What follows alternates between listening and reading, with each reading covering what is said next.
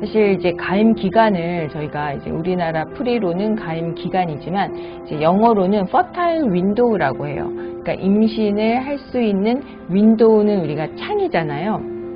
그러니까 우리가 보통 문과 창의 차이를 본다면 문은 한 사람이 통과할 수 있는 좁은 문이죠.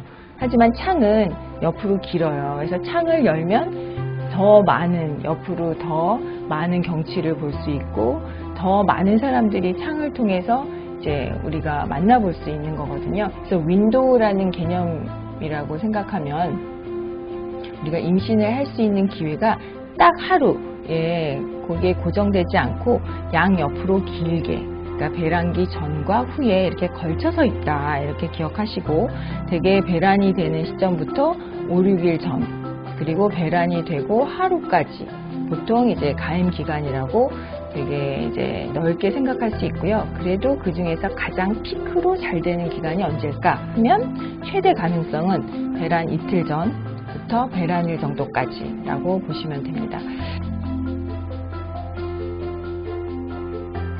그래서 다음은 이제 배란기에 이제 내가 혼자 측정할 수 있는 부분이 뭐가 있을까 하는 거에 첫 번째가 이제 배란 점액이에요.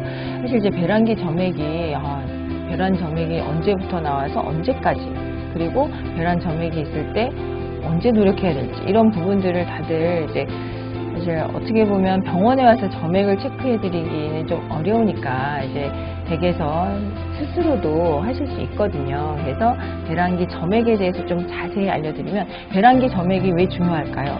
배란기 점액은 세 가지 기능을 하거든요. 첫 번째 기능은 사실 일단은 정자는 우리가 꼬리가 달린 움직이는 생명체인데, 그 정자가 물이 없는 곳에서 사실 수영을 할 수가 없겠죠.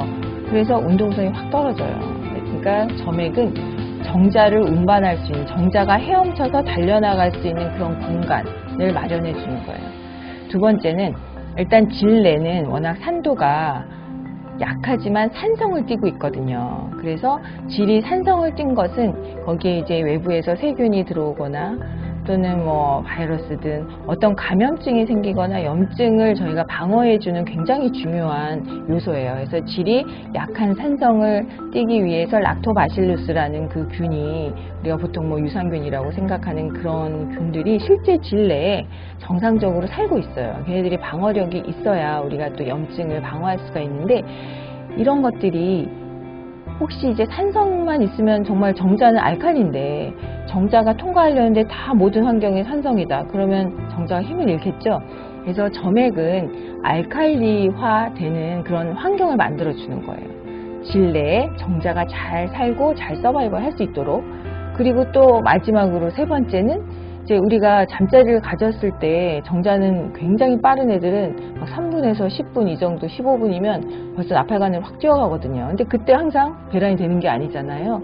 이제 어느 정도는 정자를 질 안에 함유하고 있는 그 점액이 또 그 다음 천천히 정자를 방출해내는 그런 이제 기능을 해요. 그래서 점액은 이렇게 세 가지 기능을 훌륭하게 잘 실천을 해야 또 임신이 잘 된다라는 거죠.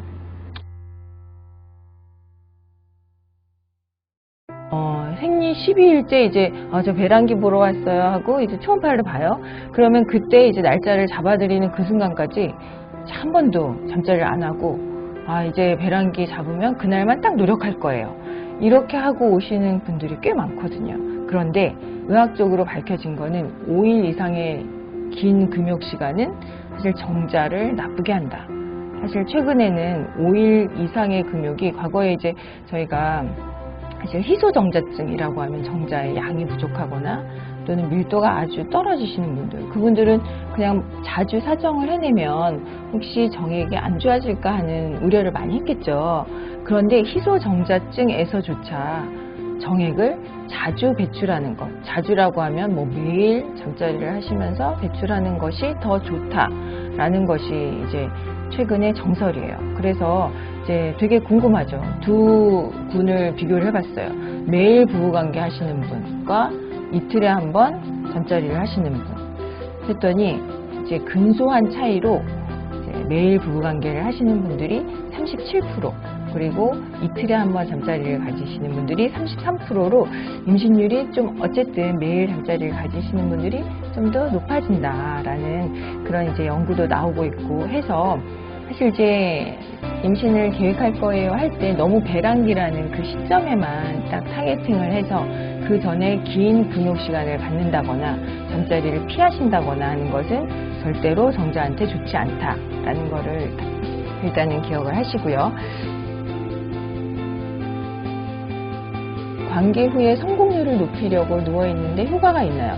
사실 제가 추후에도 얘기를 드리는데 잠자리를 가진 다음에 거꾸로 있겠다 내지는 이제 엉덩이를 올리고 있다 이런 것들을 많이들 이제 질문을 하세요. 그건 왜냐하면 제가 잠자리를 가진 다음에 저는요 잠자리 한 다음에 정액이 다 흘러나가서 그래서 임신이 안 되는 것 같아요 라시는 분들이 있어요. 왜냐하면 우리가 정액은 일단 사정이 되는 순간은 굉장히 이렇게 찐덕찐덕해요. 근데 그것이 이제 액화라는 이제 리큐펙션이라고 하는데 그게 지금 약간은 찐덕찐덕한 고체와 액체의 사이라고 하면 그게 우리가 상온에 놔두거나 그냥 방치를 하면 20분이나 30분이 지나면 바로 물처럼 액체가 돼버려요. 그러니까 우리가 질 안에 사정을 하고 그것이 한 10분, 20분만 돼도 그거는 사실 우리 체온과 함께 다 물처럼 변하니까 다 흘러나가는 거죠. 그러니까 그렇다고 해서 그게 정자가 우리 몸 안에 자궁을 통해서 나팔관까지 도달하지 않고 다 밖으로 흘렀다라고 절대 걱정하시지 마세요. 그래서 잠자리를 가지신 다음에 내가 어떤 자세로 있어야 더 임신이 잘 되느냐 하는 거는 의학적으로 신빙성이 없다라는 거죠. 그러니까 그 부분은 걱정 안 하셔도 됩니다. 사실 이제 부부관계를 가지실 때 또 많이 건조해서 윤활제를 쓰시는 분들이 있어요. 근데 그 윤활제 중에는 또 특별히 정자의 기능을 안 좋게 하는 애들이 분명히 있다는 거죠. 그래서 사실 이제 잠자리를 더 편안하고 즐겁게 하기 위해서 필요한 그런 윤활제가 실제 임신을 계획할 때는 피해야 되는 것들도 있다라는 것을 이제 꼭 인지를 하셔야 됩니다. 그래서 여기 논문에도 이제 아스트로글라이드 시중에 나와 있는 그 아스트로글라이드나 KY 젤리 이런 것들을 실제 실험을 해봤어요. 정액을 넣어서. 그랬더니 한 60분만 지나면 거의 60%에서 100% 정도 운동성이 확 떨어진다는 거예요. 그리고 타액, 우리의 침, 올리브 오일 이런 것들도 우리가 혹시 잠자리를 가질 때 이제 보조적으로 사용하면 안 되는 것들. 그래서 이런 것들은 꼭 저희가 임신을 계획할 때는 이제 피해 주시기 바랍니다. 설명을 많이 드렸는데 그 부분들을 한 번 더 짚어볼게요. 얼마나 자주 가지는 것이 좋은지, 가급적이면 많이 가지는 것이 좋다. 하지만 이제 스트레스가 이제 남편분한테도 많고 이제 잠자리를 가지시는 게 매일매일이 어떤 여유로운 분들이 그게 가능하시겠어요. 그쵸? 그러니까 얼마나 자주 가지는 것이 좋은지는 최대한 많이 갖는 것이 좋으나 그에 너무 이제 스트레스를 받는 정도는 말고 저희가 가임기라고 생각되는 그 피크 부분에 집중적으로 가지는 게 좋다. 특별히 좋은 자세는 두 분이 가장 즐거운 자세가 좋겠다라는 거고 확률이 높은 특정 시간이 있는지 그래서 어떤 분들은 새벽에 잠자리를 할까요? 아니면 저녁에 할까요? 이런 이제 질문을 주시는데 그 부분도 사실 예를 들면 밤에는 피곤해서 많이 빨리 주무시는 분들이 있어요. 그런 분들은 이제 더 이제 컨디션이 좋은 새벽에 잠자리를 가지시는 것이 좋고 아침에 일찍 일어나시는 것 자체가 너무 필요한데 새벽이 좋다고 해서 막 깨워서 이렇게 관계를 가지시는 거는 더 어려운 일이니까 저는 그 시간에 너무 얽매이지 마시고 이제 두 분이 가장 편안하게 함께 할 수 있는 시간을 고르셨으면 좋겠다.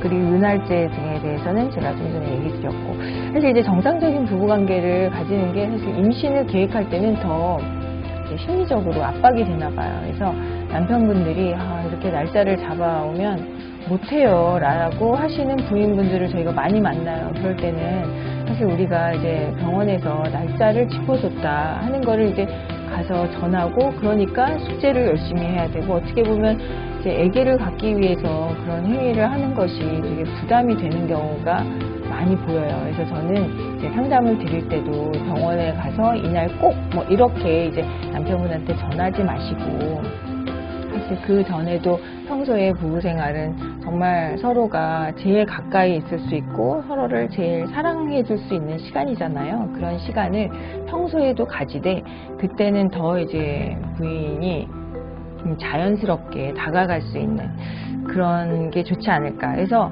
저는 이제 잠자리를 가지는 게 전제 조건이 기분이 두 분 다 좋아야 된다라는 거예요. 그래서 이제 이세를 위해서 우리는 힘든 숙제를 하는 겁니다. 이렇게가 아니라 정말 두 분이 서로 친밀해지고 또 그동안 가졌던 불안도 해소를 하고 함께 함으로써 행복감이 더 올라가는, 실제 이제 부부관계를 통해서 두 가지 호르몬이 쑥 올라간다고 돼 있거든요. 우리를 행복하게 만들어주는 호르몬이죠.